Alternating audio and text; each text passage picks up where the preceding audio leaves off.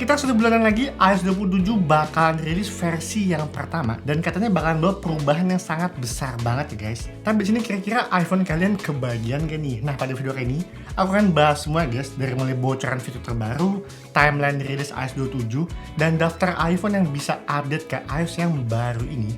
Apa aja? Yuk kita bahas.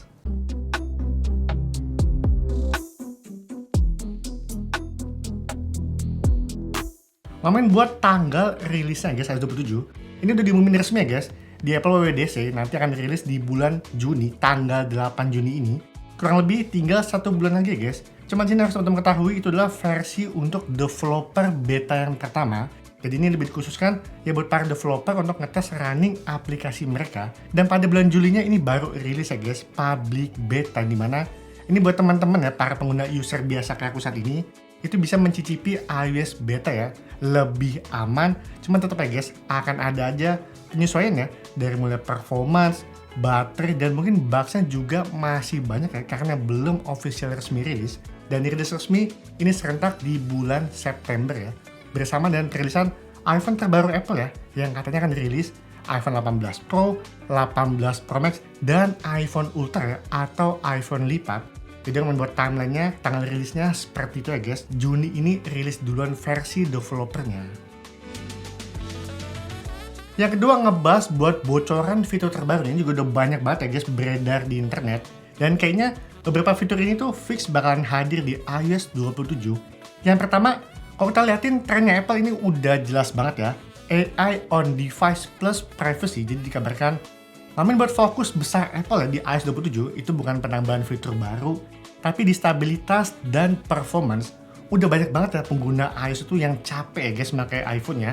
Sama isu-isu bugs kecil ini ya, kalau nggak diperbaiki itu lama-lama jadi malah kayak gimana gitu ya. Kayak terutama ngomongin buat isu bugs yang paling common, itu adalah ngomongin buat isu bugs di bagian volume. Teman-teman pasti juga banyak yang ngalamin ya.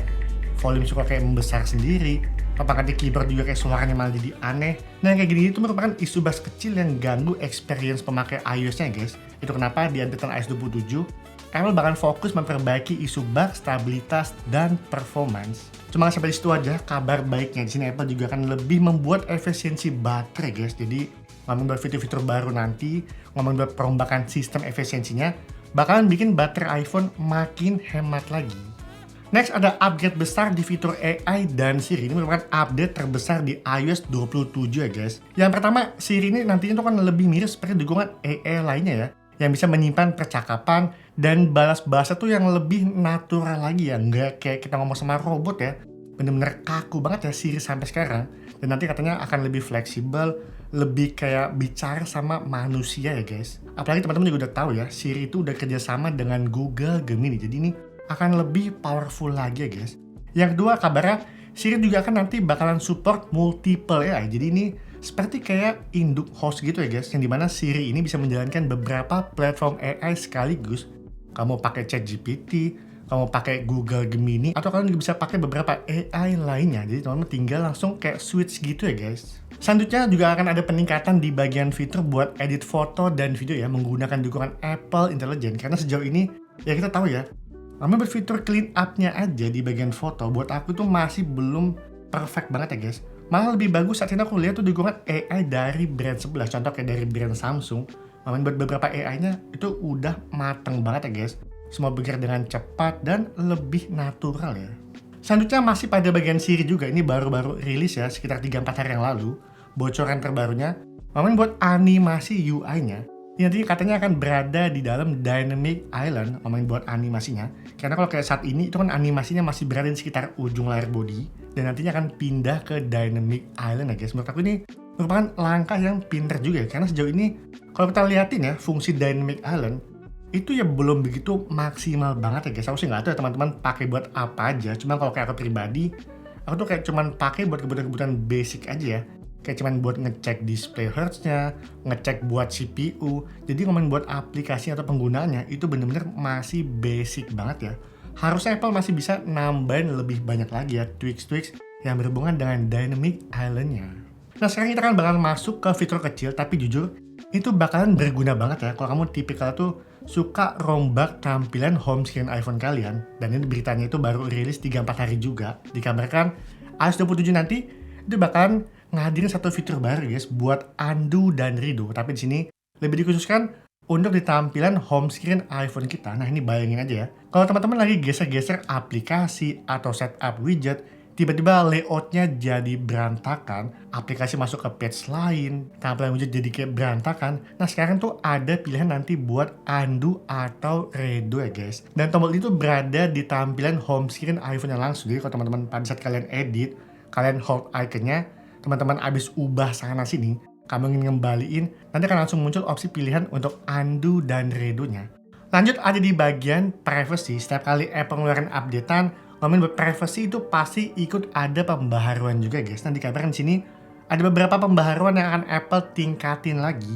Yang pertama ngomongin buat permission apps yang makin detail lagi guys. Jadi ngomongin buat beberapa aplikasi nantinya itu nggak cuman ngomongin buat allow dan deny aja, tapi kita bisa mengatur lebih spesifik lagi guys. Aplikasi ini bisa mengakses apa aja, kapan, dan sampai sejauh mana. Intinya kita bisa mengkontrol semua third party apps yang bisa mengakses data-data kita, apa aja itu bisa kita batasin semua ya.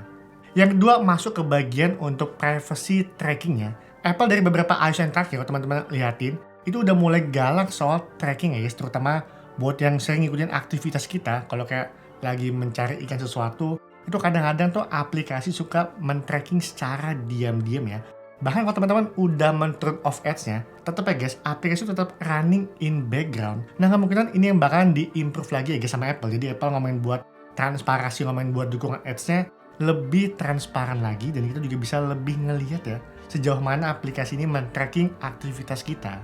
Yang ketiga ini yang penting banget ya guys, nggak banyak orang terlalu peduli, tapi secara nggak sadar, ngomongin buat aplikasi-aplikasi yang running in background itu terkadang juga sering nakal ya guys, ngintipin semua aktivitas kita, nge-tracking semua aktivitas, dan gak jarang guys aplikasi-aplikasi ini karena berlebihan men-trackingnya, itu kadang malah bisa bikin baterai phone lebih boros lagi. Itu kenapa ngomongin buat third party apps nanti yang running in background apps, Apple bakal ngasih pembatasan ya. Next, biasanya kalau Apple rilis iOS baru itu nggak cuma ngomongin buat fitur-fitur besar doang, tapi aplikasi bawaan juga ikut dapat refresh ya guys, itu dapat update tipis-tipis. Yang pertama yang pasti banget dapat update itu ada di aplikasi foto ya guys. Nah biasanya Apple nih bakalan update tuh lebih rapi lagi, yang buat tampilan UI-nya lebih pinter juga karena dengan dukungan Apple Intelligence. Jadi nanti fokusnya nih bakalan ngarah ke organize album, organize foto, video yang lebih rapih lagi, lebih cepat juga. Karena sejauh ini, buat organize aplikasi foto, itu masih berantakan banget ya guys UI-nya, kayak masih ngacak banget ya. Yang kedua peningkatan juga di aplikasi iMessage. Ini setiap tahun Apple rilis iOS baru, aplikasi iMessage juga tetap dapat pembaharuan ya guys. Cuma aku nggak tahu nih, apa fitur yang baru nanti, karena buat tahun lalu, itu kita bisa update background chatnya. Nah kali ini belum ada bocoran lebih lanjut, cuman dapat dipastikan Apple juga akan mengupdate di dukungan aplikasi iMessage-nya. Kayak ini sih bakalan fokus ke bagian filter spam ya. Nextnya ada aplikasi Safari juga yang katanya bakalan confirm bakal ada peningkatan ya guys. Fokusnya kedua ini aja. Yang pertama keamanan dan kecepatan. Jadi walaupun bukan perubahan yang sampai rombak tampilan user interface, tapi upgrade di aplikasi ini itu bakalan lebih terasa banget ya guys. Apalagi teman-teman juga pakainya setiap hari. Jadi nanti akan lebih satset, UI juga jauh lebih smooth, dan yang paling penting lebih aman lagi ya. Selanjutnya ada penambahan fitur baru yang paling menariknya, ini khusus untuk iPhone Foldable atau iPhone Ultra yang kabarnya bakalan dirilis di bulan September atau paling lambat akhir tahun ini. Dan karena ini bentuknya udah beda total ya guys, layarnya bisa dilipat. Jadi rumornya Apple yang menyiapkan satu fitur multitasking yang akan hadir di iPhone Ultra ini guys. Dan ngomongin buat fitur-fitur multitaskingnya, ini tuh agak mirip seperti multitasking yang ada di iPad, seperti split screen, window app, stage manager. Bisa kemungkinan ini akan hadir di iPhone Ultra ini ya guys. Dan menurut aku ini masuk akal banget ya, karena layarnya pada saat dibuka ini udah lebar, mirip seperti rasio iPad mini. Jadi pasti Apple nih bakal ngasih experience yang lebih ke iPad ya guys. Jadi mungkin buat teman-teman di luar sana yang udah pakai iPad, udah pakai fitur-fitur multitaskingnya, pada saat pindah ke iPhone Ultra atau iPhone Fold, kalian nggak bingung lagi ya, karena buat fitur-fiturnya ini mirip seperti yang ada di iPad. Nah sekarang lanjut ngomongin buat iPhone apa aja sih yang bisa update ke iOS 27. Cuma sebelum aku sebutin daftarnya, teman-teman harus paham dulu ya.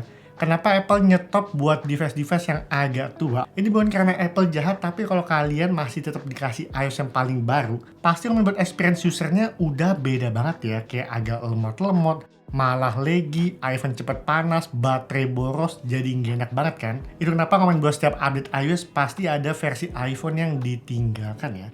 Nah, buat update kali ini, itu kalian akan dimulai dari iPhone 12 sampai series di atasnya.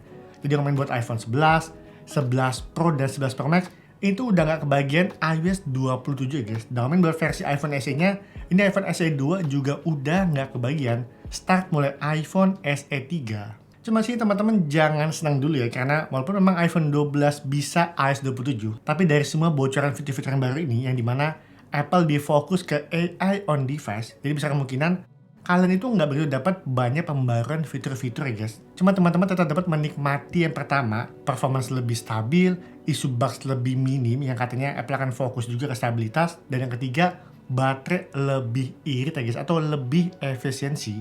Dan kayaknya ini yang kita butuhin ya, daripada penambahan fitur baru yang nggak jelas, kita juga nggak banyak pakai, mending Apple fokus ke performance dan dukungan baterainya. Dan sedikit tambahan ya buat teman-teman yang mau install versi developer beta, saran aku, ini kan rilis di bulan Juni ya, tanggal 8. Teman-teman jangan langsung install ya. Minimal kalian tunggu sekitar 1 minggu kalau memang teman-teman udah kebelet mau pakai developer. 1 minggu dulu teman-teman liatin ya. Pasti banyak ya di forum-forum tuh yang udah update dan udah bagi share pengalamannya. Entah itu mungkin banyak isu bugs, aplikasi perbankan yang biasanya ini nggak support ya pada saat awal-awal rilis. Jadi saran aku teman-teman jangan langsung install, dan lebih amannya kalau teman-teman ingin pakai versi betanya, kalian update yang di bulan Juli ya, versi public beta. Nah sekian dulu aja yang buat update kali ini, iOS 27, jadi yang buat fitur-fitur barunya itu lebih fokus ke Apple Intelligence, stabilitas, performance, dan ke baterai. Jadi ngomongin buat tampilan UI-nya, setahu aku itu nggak begitu banyak yang berubah ya. Begitupun juga dari tampilan liquid glass-nya, itu nggak banyak berubah. Cuman sini Apple bakal nambahin satu adjustment yang dimana kita bisa men-setting seberapa banyak penggunaan liquid glass-nya. Kamu bisa setting ya. Nah, dan kita tunggu aja yang akan dirilis di bulan depan nanti. Sekian video kali ini, sampai ketemu di video selanjutnya. Bye-bye!